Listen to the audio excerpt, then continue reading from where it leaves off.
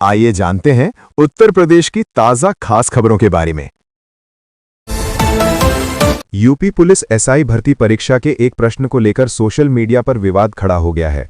प्रश्न में अवसर के अनुसार बदल जाने वाला के लिए विकल्पों में पंडित शब्द दिया गया था, जिस पर कई अभ्यर्थियों ने आपत्ति जताई है। उनका कहना है कि इससे एक वर्ग की छवि को ठेस पहुंचती है। प्रश्न पत्र का स्क्रीनशॉट वायरल होने के बाद लोगों ने परीक्षा कराने वाली एजेंसी और यूपी पुलिस भर्ती एवं प्रोन्नति बोर्ड से स्पष्टीकरण और जांच की मांग की है। उत्तर प्रदेश के बदायूं में हुए एचपीसीएल हत्याकांड को लेकर मुख्यमंत्री योगी आदित्यनाथ ने सख्त रुख अपनाया है।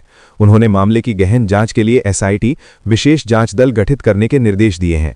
मुख्यमंत्री ने कहा कि इस घटना के हर पहलू और संभावित साजिश की गहराई से जांच की जाएगी। दोषियों के खिलाफ कड़ी कार्रवाई सुनिश्चित करने के लिए पुलिस और प्रशासन को सख्त निर्देश भी दिए गए हैं। बसपा प्रमुख मायावती ने काशीराम को लेकर कांग्रेस और सपा पर निशाना साधा।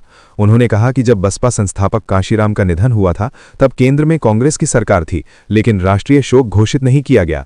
मायावती ने आरोप लगाया कि सपा ने भी मान्यवर काशीराम की उपेक्षा की। उन्होंने कहा कि काशीराम ने दलित, पिछड़े और वंचित वर्गों के अधिकारों के लिए जीवन भर संघर्ष किया, लेकिन उनके योगदान को उचित सम्मान नहीं मिला।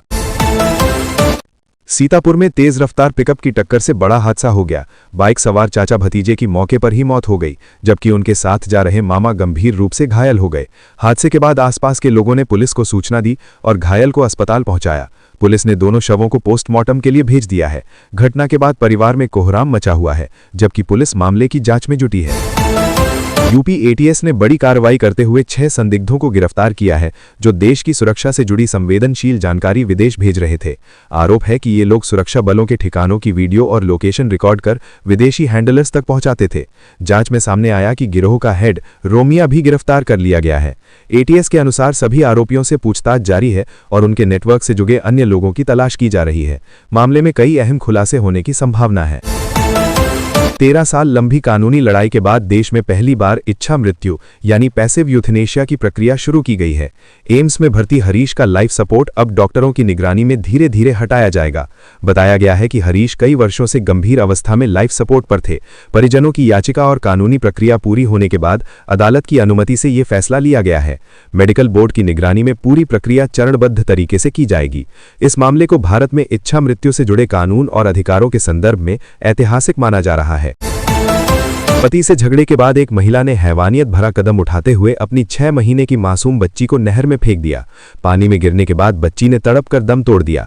घटना की जानकारी मिलने पर मौके पर पहुंची पुलिस ने स्थानीय लोगों की मदद से बच्ची का शव बाहर निकलवाया। पूछताछ में पता चला कि महिला का पति से किसी बात को लेकर विवाद हुआ था, जिसके बाद गुस्से में उसने ये खौफनाक कदम उठा लिया। पुलिस ने आरोपी महिला को हिरासत में लेकर मामले की जांच शुरू कर दी है। प्रदेश में मौसम एक बार फिर करवट लेने वाला है। मौसम विभाग के अनुसार रविवार से मौसम का यू टर्न होगा और अगले 2 दिन कई जिलों में बारिश के साथ ओले गिरने की संभावना है। इसे लेकर अलर्ट जारी किया गया है। पश्चिमी विक्षोभ के असर से तेज हवाएं, गरज चमक और हल्की से मध्यम बारिश हो सकती है, जबकि कुछ स्थानों पर ओलावृष्टि भी हो सकती है। मौसम विभाग ने किसानों और आम लोगों को सतर्क रहने की सलाह दी है। मुख्यमंत्री योगी आदित्यनाथ ने प्रदेश में जंगलों में लगने वाली आग को लेकर अधिकारियों को अभी से पूरी तैयारी करने के निर्देश दिए हैं। उन्होंने कहा कि वन क्षेत्रों में आग की घटनाओं को रोकने के लिए प्रभावी निगरानी और त्वरित कार्रवाई सुनिश्चित की जाए। सरकार की ओर से संवेदनशील जिलों की सूची भी जारी की गई है, जहां विशेष सतर्कता बरतने को कहा गया है। सीएम ने संबंधित विभागों को आपसी समन्वय के साथ काम करने और किसी भी घटना पर तुरंत नियंत्रण पाने की व्यवस्था मजबूत करने के निर्देश दिए हैं। उत्तर प्रदेश के 5 जिलों में आंगनवाड़ी वर्कर के 291 पदों पर भर्ती निकाली गई है। इन पदों के लिए 12वीं पास महिलाएं आवेदन कर सकती हैं। महिला एवं बाल विकास विभाग की ओर से जारी इस भर्ती में चयन मेरिट के आधार पर किया जाएगा। इच्छुक अभ्यर्थी संबंधित जिले की आधिकारिक वेबसाइट या विभागीय पोर्टल के माध्यम से ऑनलाइन आवेदन कर सकती हैं। भर्ती का उद्देश्य आंगनवाड़ी केंद्रों पर सेवाओं को मजबूत करना है। आजमगढ़ में मंत्री ओम प्रकाश राजभर ने सपा पर निशाना साधते हुए कहा कि हापुड़ से लेकर बलिया तक ब्लैक मार्केटिंग में सपा के लोग शामिल हैं। उन्होंने आरोप लगाया कि कुछ लोग जरूरी सामानों की कालाबाजारी कर जनता को परेशान कर रहे हैं। राजभर ने कहा कि ऐसी गतिविधियों में शामिल लोगों के खिलाफ सरकार कड़ी कार्रवाई करेगी। उन्होंने प्रशासन को भी सतर्क रहने और कालाबाजारी रोकने के लिए कड़ी निगरानी रखने के निर्देश देने की बात कही। पश्चिम एशिया में जारी युद्ध का असर अब यूपी के बाजारों पर भी दिखने लगा है। मुरादाबाद में ईंधन की कीमतों में तेजी से बढ़ोतरी हुई है। हालात ये है कि एक उपला 5 रुपए तक बिक रहा है, जबकि लकड़ी के दाम भी बढ़ गए हैं।